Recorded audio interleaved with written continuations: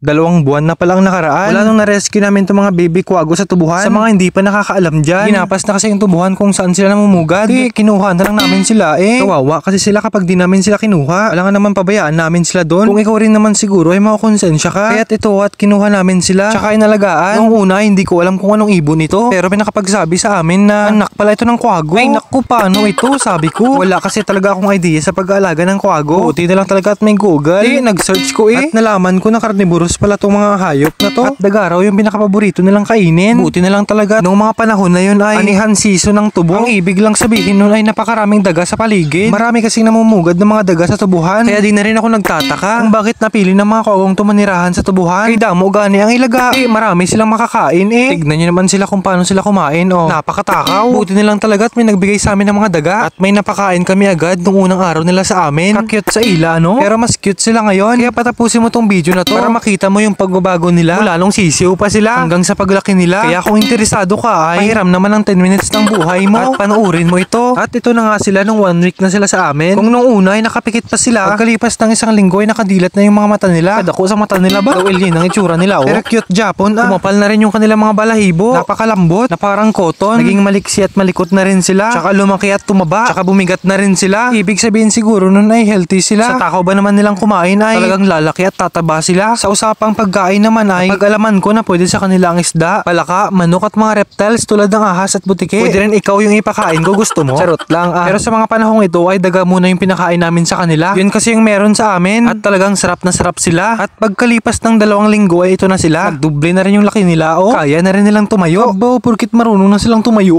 pasikat na siya Kaya mo na mabuhay mag-isahaw. Nagpapakyut ka pa yan. Pero cute naman talaga sila Nakakagigil. Napaka-unique pa ng itsura nila. Lalo yung shape ng mukha nila. Pero alam nyo ba kung bakit ganyan yung shape ng mukha nila? May purpose kasi yan. Napakalaking tulong yan kapag naghahunt sila ng pagkain nila. Mas lalong lumalakas yung pandinig nila. Kaya wag mo silang i-chismis kasi baka marinig ka nila. Alam mo baka suguding ka nila. Charot lang At yun nga dahil sa heart shape ng mukha nila, mas malakas nilang naririnig yung mga sounds. Kaya kung meron mang prey o yung mga hayop na kaya nilang kainin ay mas mabilis nilang mahanap at mahahan. Kasi bawat kilos at kaluskos ng target nila ay naririnig nila. Ganun katindi yung mga tenga ng mga owl na to. May natutunan ka na naman sa akin. Nga pala sa mga nagtatanong kung anong klaseng quaggo sila po ay Eastern Grass Owl. Sa pangalan pa lang nila ay may clue ka na kung bakit sila tinawag na Grass Owl. Dahil sa grassy o sa madamong part sila namumugad. Hindi tulad ng ibang quaggo na sa puno sila namumugad. Nakahawig din sila sa barn owl. Halos ka magkapareho sila Pero magkaiba sila. I-search nyo lang para alam nyo. Eto na nga, tignan nyo sila. Mahigit 2 weeks pa lang sila ay marunong na nilang ipagaspas yung kanilang mga pakpak. At ito na nga sila nung pangatlong linggo nila sa amin. Nag-umpisa na rin kumapal yung balahibo nila sa mukha. Nagiging curious na rin sila sa mga bagay. At kung makakita sila ng mga bagay na hindi familiar sa kanila ay agad nila itong dinadakma. Naging makulit na rin sila lalo. Nga pala sa ganitong punto ay pwede na nating malaman kung anong gender nila. At ang basihan ay sa size o laki nila at sa kulay ng mukha nila. Sa usapang size ay mas maliit ang mga lalaking owl. Mas malaki naman ang mga babae. Sa kulay naman ay mas light o mas maputi yung mukha ng mga lalaki. Tulad nito. O diba ang cute? Mas dark naman yung kulay ng mga babae. At mamaya ay mas makikita nyo yung talaga nilang kulay kapag lumaki sila. Kaya sana yung mapatapos mo tong video na to. Kaya kung hindi ay pukpukin kita. Biro lang At tignan nyo, kumakapal na rin yung kanilang balahibo sa pakpak nila. Unti-unti nang napapalitan ng matigas na balahibo yung mga malambot nilang balahibo. At mas lalong tumitingkad na rin yung kulay nila. Napakabilis din nilang lumaki. At mas lalo silang tumakaw. Grabe na silang kumain sa puntong yan. 3 beses pa naman silang kumakain sa isang araw. Kaya sa pang-4 nilang linggo ay ganito na sila kalaki Lumabas na rin yung kulay sa bandang noon nila. At lalong nagiging korting puso na yung mukha nila At kung sa napapansin nyo ay minipis na yung puting balahibo nila. At lalong lumalabas yung magandang kulay nila. At sa mga hindi pa nakakaalam, nabigyan na rin namin sila ng pangalan. Ito si Chin at siya ay babae. Siya rin yung pinakamalaki sa 3 at pinakamaliksi kumpara sa 2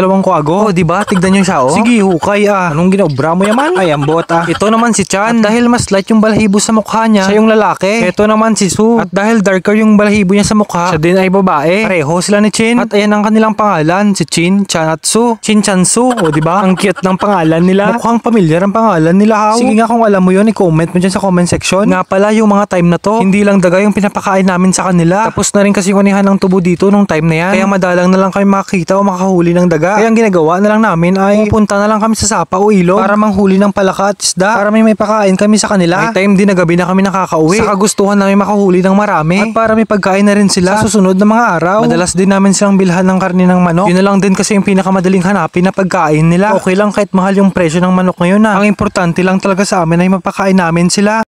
Gutom! Gutom di! Ito hindi.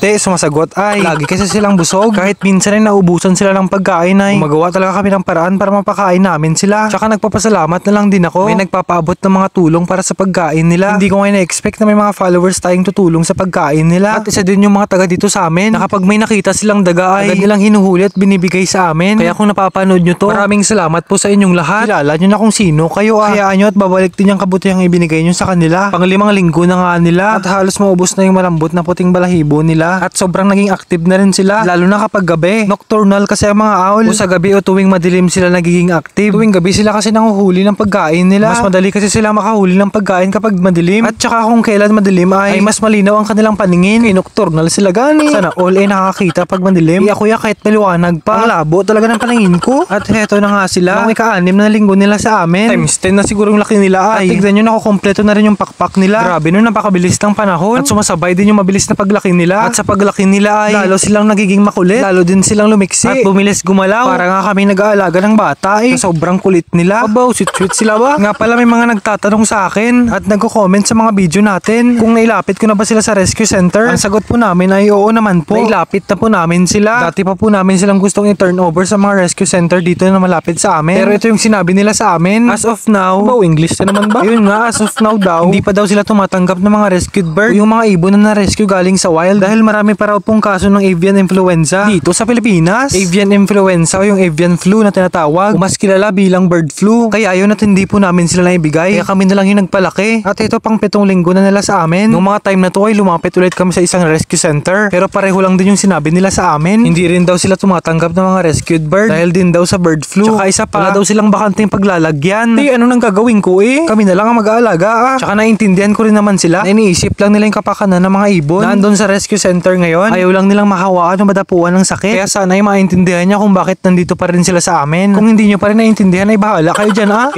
weeks na nga nila noong mga time na to. At kitang-kita na talaga yung malaking pagbabago sa kanila. At halos wala ka nang makitang baby feather. Makapal na rin ang kanilang balahibo. At kitang-kita na yung maganda nilang kulay. Kaya lalo silang gumanda. At heto pa nga, ito yung madalas tanungin o i-komento sa aking mga videos. Kung nailapit na ba namin sila sa DENR? Sila po yung una naming sinabihan. Nung una pa lang. Pero hanggang ngayon ay wala pa rin po kaming natatanggap na response nila. Hindi rin po kami makapunta sa kanila kasi malayo din. Alangan magastos pa ako ng pamasahe. Ang mahal pa naman ng pamasahe ngayon. Dito na lang muna sila eh. At heto na nga ang pinakahihintay na kasagutan. Sa pinakamadalas na tinatanong sa akin ng mga nakakanood ng mga videos nila kung pakakawalan ko ba sila at ibabalik sila sa wild. Ang sagot ko po ay hindi po ganun kadali mag-release ng ganito mga ibon. Lalo na't lumaki silang nakadepende sa amin. At baka kasi kapag pinakawalan ko sila, baka di nila kayaning mabuhay sa wild. Kung ganun din naman ay parang pinatay ko na rin sila. Tsaka isa rin sa mga iniisip ko ay kapag pinakawalan ko sila sa wild, baka mahunting lang sila ng ibang tao. Napakarami kasing nang babaril ng ibon dito sa amin. At yan yung kinakatakot ko. Baka mamatay lang sila sa wild. Kaya gusto ko pong sabihin sa inyo na dito na lang muna sila sa amin. Alam ko naman po na bawal po mag-alaga ng mga ganito. Pero anong gagawin ko? Alangan naman pakawalan ko sila at pabayaan na lang. Kaya dito na lang po muna sila sa amin. At panigurado na naman ay marami na namang hindi sasang-ayon sa desisyon namin. Pero wag po kayong mag-alala. Kung sakaling kunin po sila sa amin ay hindi po kayo magdadalawang isip na ibigay sila sa kanila. Willing naman po kami i-surrender sila. Kung yun naman po ang makakabuti sa kanila ay go tayo At least ginawa namin po yung part namin. At hindi po kami nagsisisi na kinupkop namin sila at inalagaan. Kaya kung hanggang ngayon ay hindi mo pa rin naiintindihan, ay ambot sa imo Anong klaseng utak meron ka? Utak daga? Ipakain kita sa mga kwagong to gusto mo? Charot lang Gusto ko lang din talagang ulitin sa inyo na hindi po talaga namin intensyon nilayo sila sa wild. Narito lang po kami para tulungan silang lumaki at saka mabuhay pa. Kaya sana ay maintindihan niyo po kami. Tignan niyo naman po sila ngayon. Napakalaki na at malusog. Kung hindi namin sila sinagip, ay paniguradong di nyo sila makikita ngayon. O tignan nyo to. Kahit paano ay tinuturuan namin sila maghunt. Pinapakain ng mabuti. Saka inalagaan talaga. Parang anak na rin kasi namin sila. Wala nga lang akong pakpak. Kaya muli po ako nagpapasalamat sa inyo. Sa inyong mga nakakaintindi at sumusuporta sa amin. Mula sisiw pa lang sila hanggang sa sila lumaki. Sa pagsama sa akin sa pagsubaybay. Kung paano ulit sila nabigyan ng pagkakataong mabuhay. Hindi po natin alam hanggang kailan sila dito sa amin. Pero habang andito sila sa amin ay titiyakin namin ang kanilang kaligtasan. Aalagaan namin sila hanggang kaya namin. Okay na kahit wala nang mag-alaga sa akin. Ang importante ay may mag-alaga at alagaan sila. Maging ligtas lang sila ay masaya na kami. At sana ay masaya rin kayo. O diba 2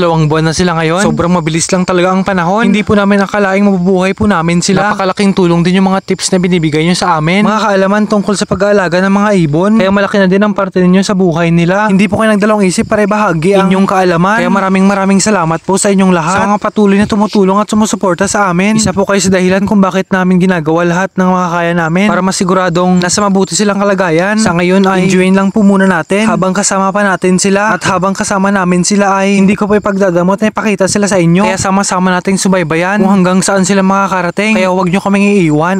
Hanggang dito na lang. Maraming salamat sa panonood. Paalam!